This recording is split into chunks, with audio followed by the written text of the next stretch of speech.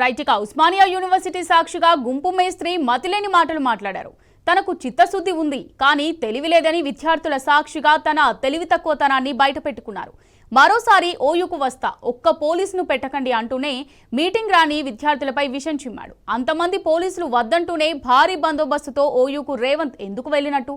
అసలు బందోబస్తు పోలీస్ భద్రత లేకుండా ఓయూకు వెళ్లే దమ్ములేని రేవంత్ ఓయూలో తెలంగాణ ఆర్థిక వృద్ధి పరువు మొత్తం తీసేశారు.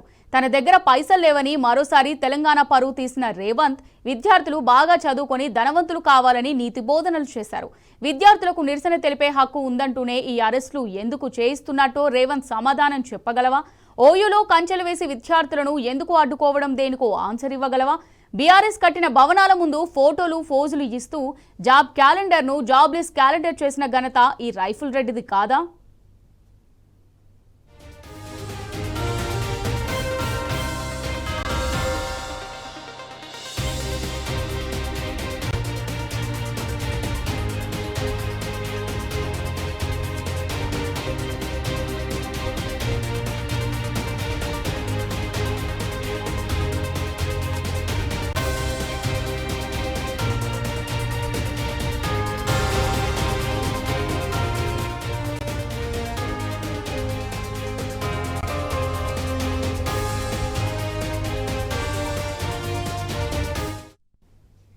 దీనిపై మరిన్ని డీటెయిల్స్ మా రిపోర్టర్ మహేష్ అందిస్తారు. మహేష్,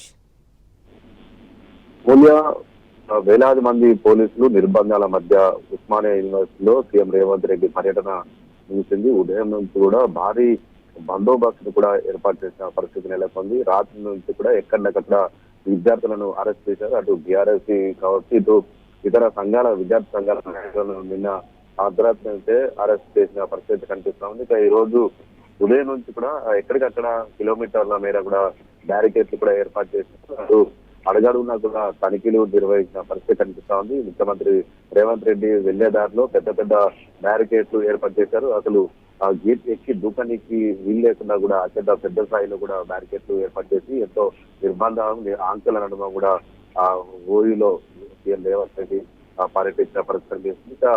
ఇంత ఆంక్షలు పెట్టి ఈ రోజు పోలీసులు లేకుండా మరొకసారి ఉస్మానియా యూనివర్సిటీకి వస్తాను, ఆ రోజు ఆకులు పెట్టకూడదు, ఎవరికి బందోబస్తు లేకుండానే నేను మళ్ళొకసారి ఉస్మానియా యూనివర్సిటీకి వస్తానని చెప్పడం పట్ల అటు విద్యార్థి సంఘాలు కూడా ఆగ్రహం వ్యక్తం చేస్తున్న పరిస్థితి కనిపిస్తుంది. ఎందుకంటే ఆ విద్యార్థులతో మాట్లాడాలనుకుంటే ఇలాంటి పోలీసుల బలగాలు ఎందుకు, ఆంక్షలు ఎందుకు, మళ్ళీ ఆ రోజు రావడం ఎందుకు అంటూ కూడా విద్యార్థి సంఘ నేతలు కూడా ఇప్పటికే ప్రశ్నిస్తున్న పరిస్థితి కనిపిస్తా ఉంది. ఇక ఈ రోజు ప్రసంగం చూసినట్టయితే ప్రభుత్వం దగ్గర పైసలు లేవు, మీరు బాగా చదువుకొని ధనవంతులు అవ్వండి అంటూ కూడా విద్యార్థులకు నీతి బోధనలు బోధించడం పట్ల కూడా విద్యార్థి సంఘాలు కూడా ఆగ్రహం వ్యక్తం చేస్తున్న పరిస్థితి కనిపిస్తా ఉంది. అయితే మనం ఈ రోజు చూసినట్టయితే ఈ రోజు రినోవేట్ చేసిన హాస్టల్ బిల్డింగ్స్ సంబంధించి కావచ్చు, ఇటు ఇతర సంబంధించి కూడా గత బీఆర్ఎస్ ప్రభుత్వంలోనే అవి శంకుస్థాపన అయిన పరిస్థితి కనిపిస్తుంది. అయితే ఎన్నికల కూడా రావడంతో కొంత ఆగ్రహం కావచ్చు జరిగిన పరిస్థితి. అయితే బిల్డింగ్ల ముందర ఈ రోజు తాము కట్టాము, తాము నిర్మించామని ఫోటోలు ఇవ్వడం పట్ల కూడా విద్యార్థి సంఘ నేతలు కూడా ఆగ్రహం వ్యక్తం చేసిన పరిస్థితి. గత 20 నెలల కాలంలో కాంగ్రెస్ ప్రభుత్వం వచ్చాక ఒక్కసారి కూడా ఉస్మానియా యూనివర్సిటీపై ఎప్పుడు కూడా సమీక్ష నిర్వహించలేదు.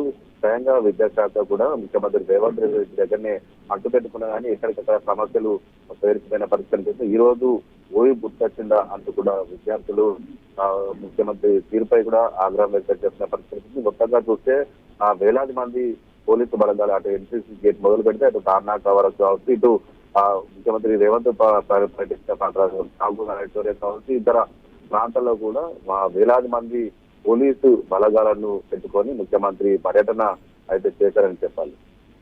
Right, thanks for the updates Mahesh.